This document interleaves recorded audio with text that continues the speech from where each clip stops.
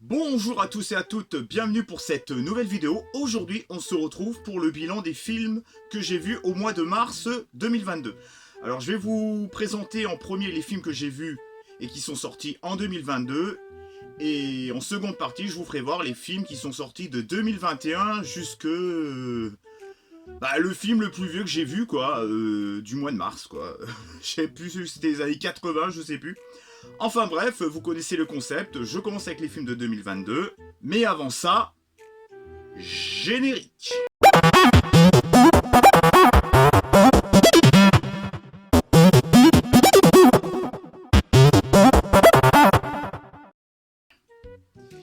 Alors, premier film, 3 fois rien, qui est sorti évidemment en 2022, un formidable film qui nous rappelle une époque formidable, mais cette fois-ci en moins dramatique. Le trio de tête est formidable, le film est bien écrit, mêlant avec brio la comédie, le côté sociétal et le drame. Un film de grande envergure avec son côté touchant et des persos attachants. Comme le vin est remarquable, tout comme Antoine Bertrand et Philippe Rebaud. Mettre au centre de l'intrigue des SDF qui gagnent au loto, mais à cause d'une administration complexe administrativement parlant, n'arrivant pas à s'en sortir pour toucher leur thune, à part égale, je trouve ça une brillante idée. L'amitié des 3 SDF est d'une honnêteté et d'une pureté qui fait chaud au cœur. Énorme surprise, le film va trop vite à mon goût vers la fin. Mais ça reste un formidable film. Et ma note est de 10 sur 10. Et je vous conseille aussi de voir Une époque formidable, qui était aussi dans les années 90 un formidable film. Ensuite, Permis de construire, qui est sorti évidemment en 2022, un film drôle, sincère, avec des Corses chaleureux et attachants, quand on apprend à bien les connaître, avec un petit air à la Bienvenue chez les Ch'tis, mais dans un récit plus authentique et moins fictionné. Ça reste plus terre à terre. Il y a quand même des petits défauts. Les problématiques pour avoir ce permis de construire manquent d'enjeu, ça aurait pu aller bien plus loin dans le délire. Et ils auraient pu mettre plus en avant les ouvriers. Le scénario les empêche d'avancer. Le fait que ça soit des manches à couilles au boulot, ça aurait pu être drôle. Et les voir à l'œuvre, ça aurait pu donner des situations complètement loufoques. Mais malheureusement, le scénario les empêche. Didier Bourdon et Eric Fraticelli forment un super duo. Et la femme de Bourdon est top. Une comédie simple, sans prétention. Je poursuis avec le film Dog, qui est sorti je sais plus sur quelle plateforme, ou en direct ou vidéo, je sais plus, de 2002. J'en ai ras-le-bol des films touchants avec des chiens, je me fais avoir à chaque fois. Je chiale comme une madeleine, comme un homme soja qui regarde Combini et Quotidien et qui se victimise sur Twitter. Parce qu'il a une vie de merde. J'ai adoré, j'ai trouvé ça touchant et drôle. J'accepte d'être un homme soja le temps d'un film. J'ai aimé le côté buddy movie et road trip. Le côté buddy movie vétéran entre son nouveau maître et le chien est très bien écrit. Le passif du chien est bien exploité et le passif du maître est exploité. Par contre, son passif est moins développé. Dommage, mais ça mérite un 9 sur 10. Je poursuis avec un coup de cœur que j'ai eu alors que le premier de Tobe Hooper, j'avais détesté, je m'étais littéralement emmerdé. Oui, je sais, je vais me faire défoncer, mais j'en ai rien à foutre. Massacre à la tronçonneuse de 2022 qui était sorti sur Netflix, qui s'appelle aussi Texas Chainsaw Massacre.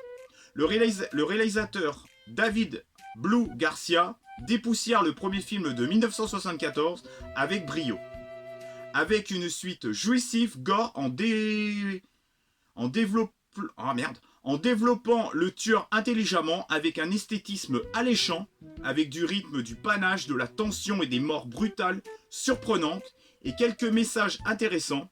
Il y a quelques thématiques intéressantes qui est vaguement citées dans le film. La photo est moins poisseuse que dans le premier, mais personnellement, ça fonctionne tout aussi bien dans cette suite. Disons que ça n'impacte pas la qualité du film. Les deux sœurs sont touchantes, mais le film est tellement jouissif qu'on a limite envie que les tueurs les tuent. Idem pour leurs amis. Mais vu qu'on a quand même un cœur, que j'ai quand même un cœur, ça me fait quand même chier pour eux. Mais c'est tellement gore et jouissif que moi les voir crever, ça fait plaisir. Licorice Pizza qui est sorti en 2022 au cinéma. Une jolie romance sur un amour impossible au cœur d'une petite ville américaine des années 70. Le duo entre la fille de 25 ans et le garçon de 15 ans fonctionne vraiment bien. Ils sont atypiques et attachants. Et c'est pas du tout malaisant, malgré un film qui dure 2h15, qui aurait pu être amplement raccourci à cause de certaines scènes qui s'enchaînent sans but précis, où l'ennui s'installe et ne fait pas avancer l'histoire. Malgré tout ça, il y a d'autres scènes foutrement bien faites. Un autre point négatif, ça essaye de dénoncer des choses, mais sans aboutir à une finalité derrière. Comme le harcèlement subi par notre héroïne. Malgré des défauts évidents, j'ai passé plutôt un bon moment, mais je trouve ça un petit peu osef et je mets 7 sur 10. Ensuite, un autre film, une autre suite, il n'y a pas que Massacre à la tronçonneuse et Halloween qui a le droit à des suites, Scream de 2022. Nous avons ici une bonne suite spirituelle au premier qui essaye de s'auto-parodier dans un univers méta, bien pensé, mais attention de ne pas s'auto-spoiler. Je trouve la révélation finale moins intense que dans le premier et prévisible à cause de son côté méta qui en dévoile trop. Malgré ça, la retrouvaille des anciens fait plaisir à voir. Je me suis rappelé de certains. Même si je me souvenais plus de grand monde. Je vous l'avoue. Le jeu de piste tient en haleine le spectateur. Le côté sanglant est au rendez-vous. Et je trouve Melissa Barrera ou Barrera, je sais pas, Barrera. Excellente. Après, l'esthétisme est plutôt correct. 8 sur 10. Ensuite, un petit direct-to-vidéo qui est sorti et que j'ai vachement apprécié, c'est The Survivalist de 2022. Un film low cost avec une histoire de fin du monde vue des dizaines de fois. Bon, ça part sur le postulat de base sur le Covid-19, donc ça parle de quelques termes techniques que l'on connaît bien. Ça reste de l'anticipation sur un sujet que l'on maîtrise bien. Le côté thriller en huis clos, je suis désolé, tient la route et tient en haleine le spectateur par son rythme, sa tension et son atmosphère sympathique, avec quelques scènes d'action plutôt efficaces. Casting plutôt convaincant dans l'ensemble. 7,5 sur 10, il s'est fait ramasser la gueule, mais c'est pas grave. Et je fais tomber ma fiche, c'est pas grave. Alors ensuite, je crois qu'on a fini avec les films de 2022, on va attaquer maintenant les films 2021, 2020, 97, 96, 1988 là, avec J'ai épousé une extraterrestre. Une comédie SF drôle et rafraîchissante des années 80, avec un scénario qui n'est pas le plus abouti de la planète, mais qui fonctionne plutôt bien pour ce genre de comédie SF de l'époque. J'ai aimé le traitement des personnages entre un homme en mal d'amour et cette femme extraterrestre très séduisante, je sais pas pourquoi ma voix est partie en couille tout à l'heure, que tout oppose. Ça rend les persos attachants, j'ai aimé le père et sa fille aussi, assez touchants. C'était les débuts de Alyson Hannigan, celle qui joue dans la série, que je vais massacrer le nom évidemment, Of I Met Your Mother. Elle joue super bien, comme l'ensemble du casting. D'ailleurs, le film a aussi des scènes super marrantes. Énorme découverte et ma note 10 sur 10. Et c'est un petit coup de cœur que j'ai eu au mois de mars. Je poursuis avec des films. Oh, JCVD. Vous avez vu, hein? Ça, c'est ma miniature, ça. Là, sur ma télé. Kickboxing.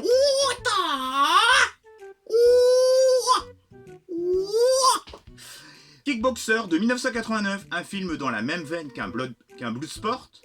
Avec un entraînement encore plus mis en avant et un scénario plus étoffé.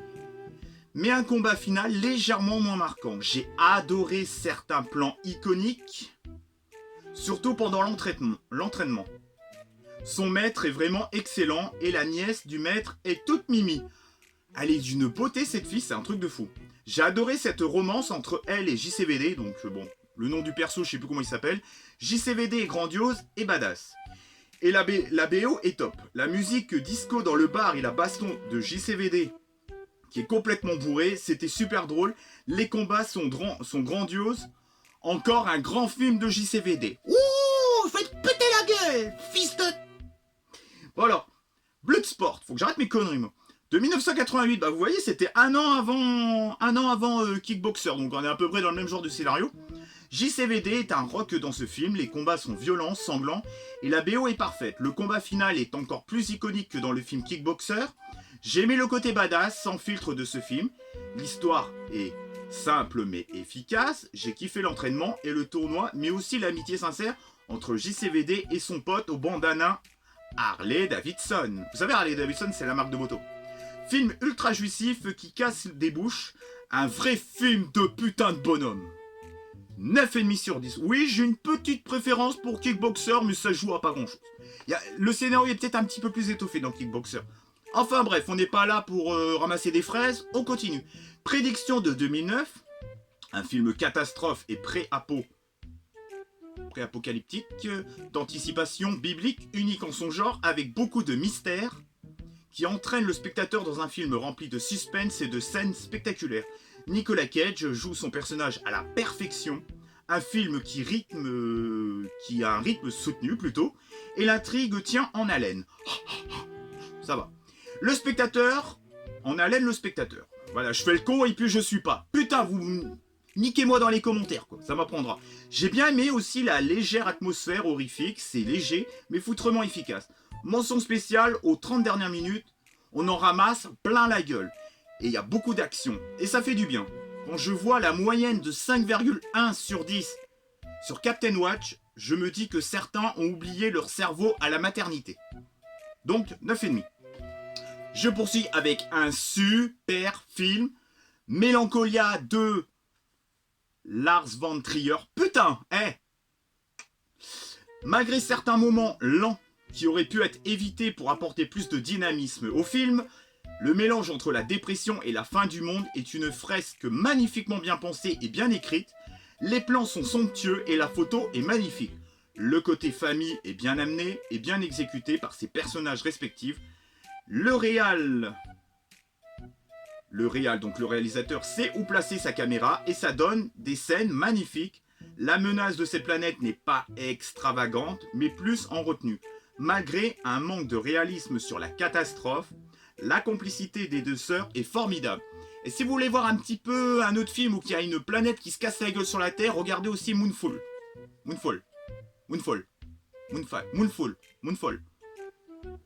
Ensuite, Les Enfants de la Révolution. Alors ce film, je sais pas si vous connaissez.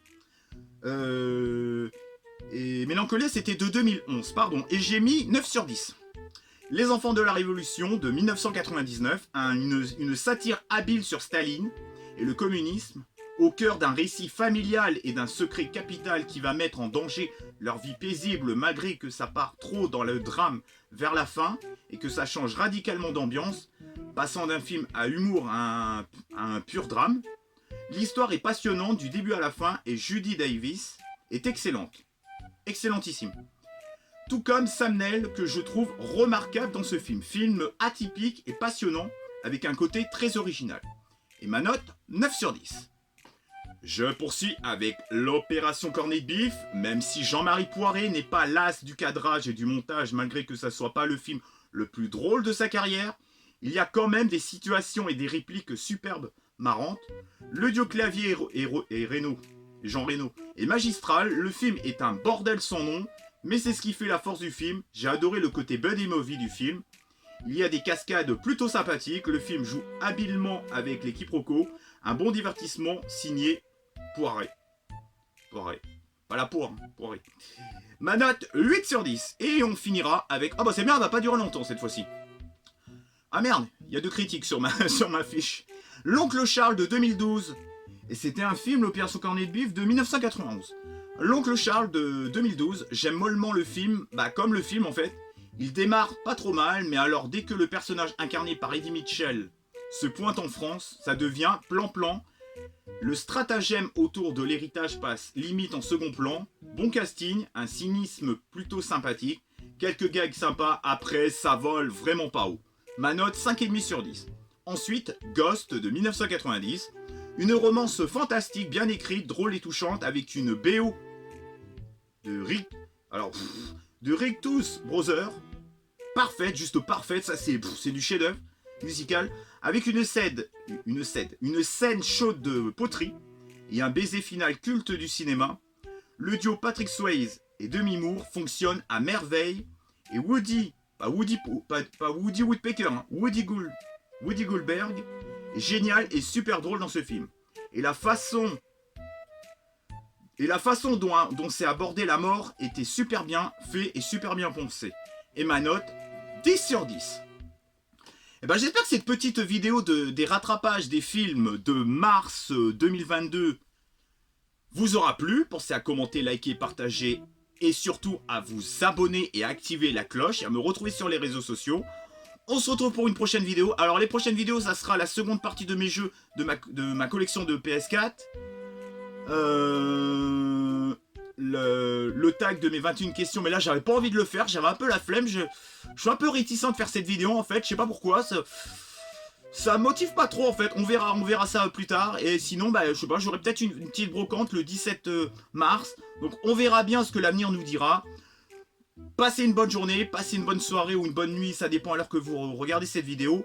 Ciao et bye bye. Ouh, wow. Allez, je stoppe cette vidéo. Allez, ciao.